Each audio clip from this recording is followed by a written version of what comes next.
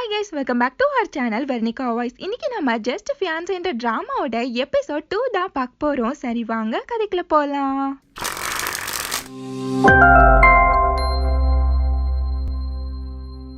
இந்த எபிசோட்ல ஹீரோயினா ஹீரோ கிட்ட உன்னோட தாத்தாவை பார்த்தா ரொம்பவே நல்லவரா இருக்காரு, அவர்கிட்ட எல்லாம் என்னால போய் சொல்ல முடியாதுன்னு சொல்லிட்டு இருக்கா.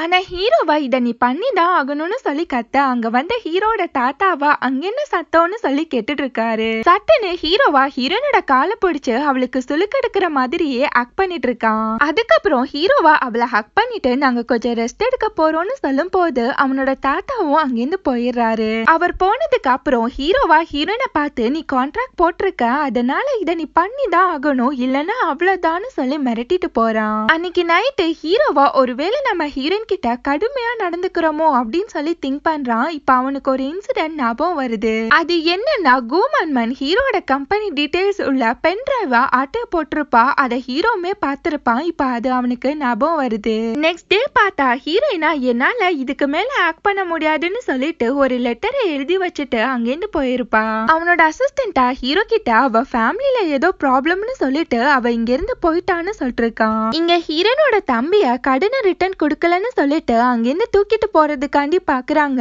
அங்க ஹீரோயினும் ஓடி வரா. அவளோட அம்மாவும் நடந்த எல்லாத்தையுமே சொல்லும் போது ஹீரோயினா எனக்கு கொஞ்சம் டைம் கொடுங்க, உங்க மணியை நான் ரிட்டர்ன் கொடுக்கறேன்னு சொல்லிட்டு இருக்கா. ஆனா அவங்களா இல்ல எங்களுக்கு இப்பவே மணி வேணும், இல்லன்னா நாங்க இவனை கூட்டிட்டு போயிட்டே இருப்போம்னு சொல்லிட்டு இருக்காங்க. அவளோட அம்மாவா ஹீரோயினை பார்த்து உன்னால உன்னோட தம்பிய கூட காப்பாத்த முடியாதான்னு சொல்லிட்டு செம கோவமா அவளை தள்ளி விட்டுறாங்க.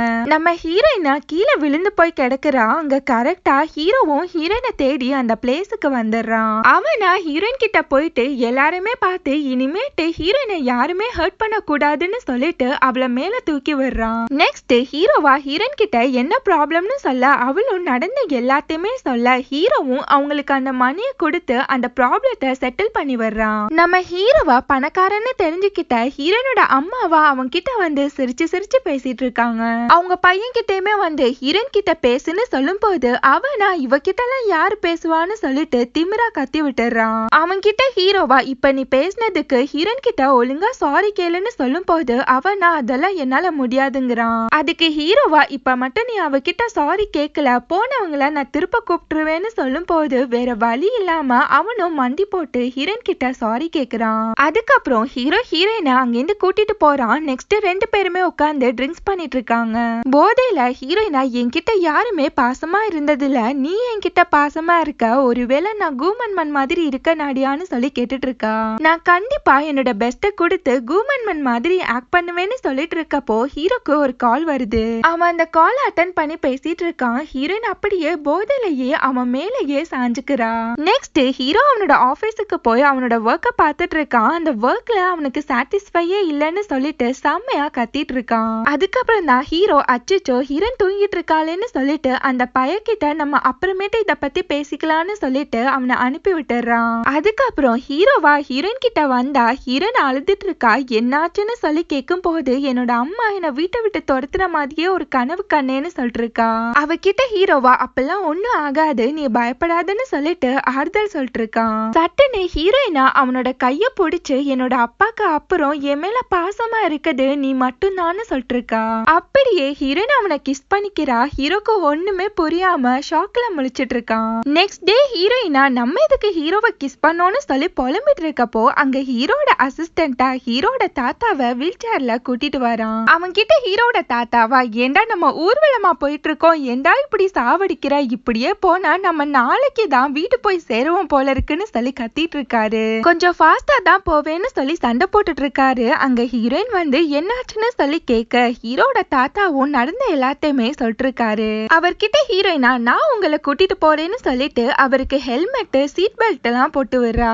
அவனோட தாத்தாவை ஹீரோயினா செம்ம ஃபாஸ்டா உருட்டிட்டு ஓடுறா. ரெண்டு பேருமே அந்த ரைட நல்லாவே என்ஜாய் பண்ணிட்டு இருக்காங்க.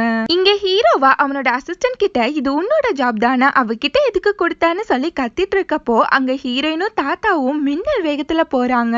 அந்த அசிஸ்டன்ட் கிட்ட ஹீரோவா தாத்தா தாத்தாவை காப்பாத்தணும் வாடான்னு சொல்லிட்டு ஓடி போறான். இங்க ஹீரோட தாத்தாவா ஹீரோயின் கிட்ட இன்னைக்கு நான் ரொம்ப நல்லாவே என்ஜாய் பண்ணேன், ஆனா அது மட்டும் போதாது, நீ எனக்கு ஒரு ப்ராமிஸ் பண்ணி கொடுக்கணும்ன்றாரு. நீ மறுபடியுமே எங்களை விட்டு காணாம போயிடாத. ஹீரோட அப்பா அம்மா இறந்த பிறகு அவனுக்கு நான் மட்டும் தான் இருந்தேன். ஒருவேளை எனக்கும் ஏதாச்சும் ஆயிடுச்சுன்னா அவன் ரொம்பவே தனிமை ஆயிடுவான், அதனால நீ எப்பவுமே அவன் கூட இருக்கணும்ன்றாரு. அவகிட்ட நீயும் ஹீரோவும் ரொம்பவே சந்தோஷமா இருக்கணும், அவனை விட்டு போயிடாதன்னு சொல்லி ப்ராமிஸ் வாங்கிக்கிறாரு. ஆனா ஹீரோயினுக்கு ரொம்பவே ஃபீல் ஆயிடுது.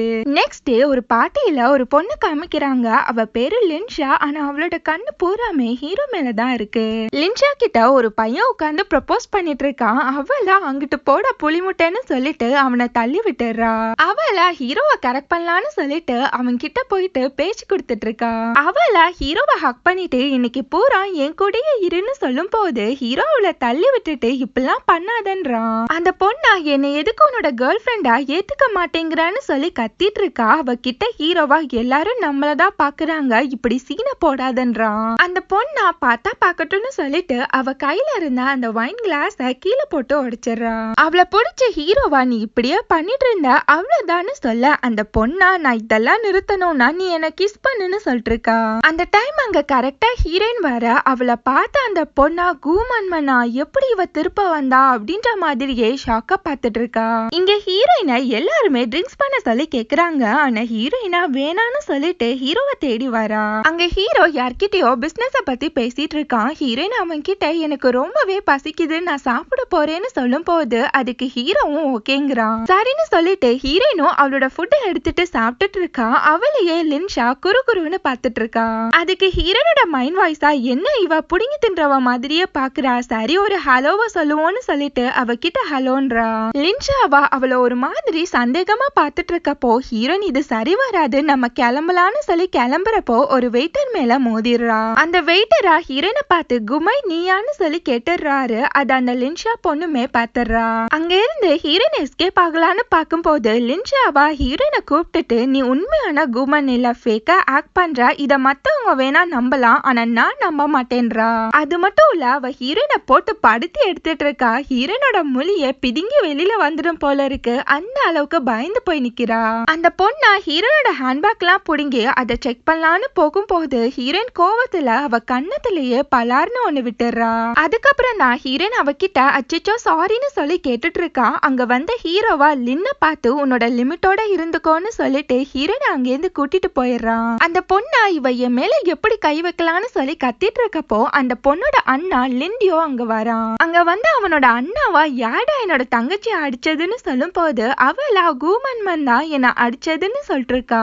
அவனா என்னது கூமன்மன்னா எங்க அவன்னு சொல்லிட்டு அரக்க பறக்க தேடிட்டு இருக்கான். அந்த பொண்ணோட மைண்ட் வாய்ஸா அட அல்ப பயலே உன்னை போய் கூப்பிட்டேன் பாரு அப்படின்னு சொல்லி நினைச்சிருப்பா. அது மட்டும் இல்ல அவன் தங்கச்சி கிட்டேயே எங்க அவன்னு சொல்லி கேட்க அந்த பொண்ணோட மைண்ட் வாய்ஸா இங்க ஒருத்தி மூச்சை பிடிக்க கத்திட்டு இருக்கேன் என்ன கண்டுக்கிறானா பாரு அப்படின்ற மாதிரியே நினைச்சிருப்பா. அவனா லின்ஷா கிட்ட நான்லாம் அவகிட்ட எவ்வளவோ செருப்படி வாங்கிருக்கேன், அதெல்லாம் விடு இப்ப எங்க அவன்னு சொல்லும் போது அந்த பொண்ணா அவ போயிட்டான்றா. லிண்டியோவா இவ்வளவு நாள் அவ எங்க போயிருந்தா இப்ப எதுக்கு ரிட்டர்ன் வந்தான்னு சொல்லிட்டு ரொம்பவே புலம்பிட்டு இருக்கான். லின்ஷாவா அவன் கிட்ட எனக்கு அவளை பார்க்கும் போது ரொம்பவே டவுட்டா இருக்கு, அவ முன்ன மாதிரிலாம் இல்ல ரொம்பவே டிஃப்ரெண்டா ஆக்ட் பண்றான்னு சொல்லிட்டு இருக்கா. இப்போ ஒரு பிளாஷ்பேக்க காமிக்கிறாங்க. லிண்டியோவா கூமன்மேன் கிட்ட நீ ஹீரோவை மேரேஜ் பண்ணிக்காத, அவன் உனக்கெல்லாம் செட்டே ஆக மாட்டான்னு சொல்லிட்டு இருக்கான். கூமன்மன்னா அவனை பிடிச்சு எனக்கு அவனை பத்தி நல்லாவே தெரியும், நீ அவனை பத்தி தப்பா பேசாத இல்லனா அவ்வளவுதான்னு சொல்லிட்டு மிரட்டி இருப்பா. இப்ப பிரசன்ட்ல லின்ஷாவா அவளோட ஆட்டிடியூட் எல்லாமே மாறி இருக்கு. ஆனா அவ யாரா இருந்தாலும் எனக்கு கவலை இல்ல, எனக்கு ஹீரோ தான் வேணும், அவன் எனக்கு தான்னு சொல்லிட்டு இருக்கா.